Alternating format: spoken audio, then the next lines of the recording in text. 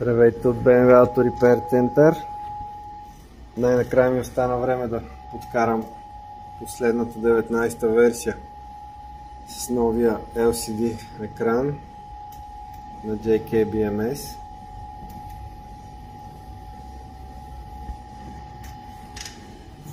Вързах го тук на тия хитиум клетки. Събрах и тази кутийка. И съм вързал и тия 4 към тях с комуникация, като тази батерия ще бъде мастър.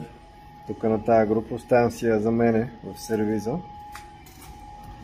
Тя е с нулев адрес, а всяка следваща е съответно първи, втори, тук трети и четвърти адрес.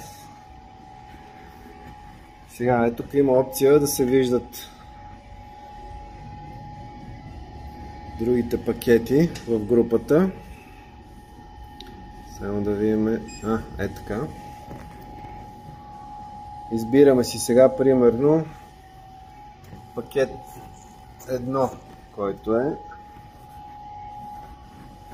Тук пакет 1. Ей, всичките му данни, пише, че е на 21%. Виждат се клетките му.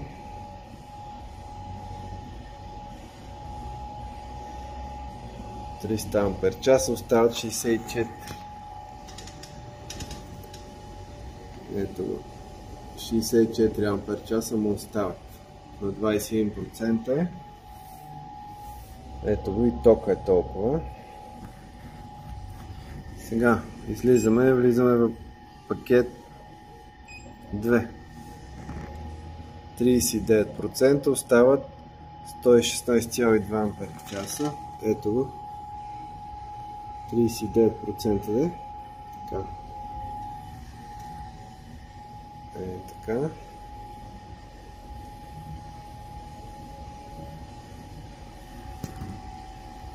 Имаме последния пакет.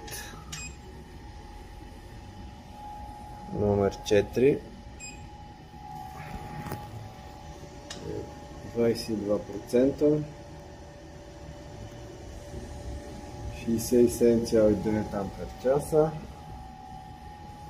Тук го е закръглила на 68. Тока е 2,5 ампера.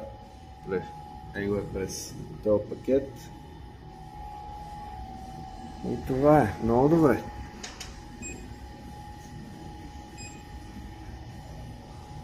Отделно тук може да се настройва комуникационния протокол. В случая GrowWatt. И така. Его и общия капацитет на групата. 1504 ампер-часа. Разбира се, аз имам още два пакета отзад скрити, които не са с комуникация. Тия дни трябва да им сложа по един JK, да може да се вижда и с тях какво се случва. И така.